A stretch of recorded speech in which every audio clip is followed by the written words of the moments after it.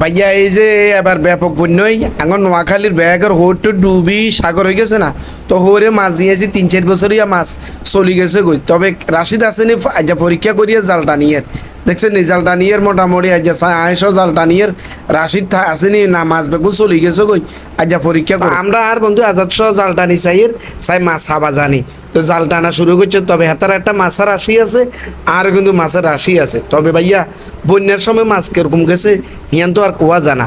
এখন জাল টানার পরে মোটামুটি যদি মাছ আছে না নাই, ভাগ্য নসিবে আছে না নাই, আজকে কিন্তু ট্রাই করুন ভাইয়া। ভিডিও আপনারা লাইক কমেন্ট শেয়ার করে দিবেন। আমার প্রিয় সহযোদ্ধারা বন্ধু বান্ধবরা যদি দেখতে পায়, মাশাল্লাহ গিয়ে চেহারা তো বড্ডা করে 2000 কি আর এই যে রুইত না কাতলা সার কান ওসনমি যাক না ভাই, এত রুস্তুল করলে হইতো না। ও মাশাল্লাহ উঠে তো ও মাগো হাতে এরে ভাই চলি জানো রে রে বন্যায় ব্যাগের রাশিদ মাছ চলি যাইল, মাছ লই যাইল, কিন্তু আঙ্গগুন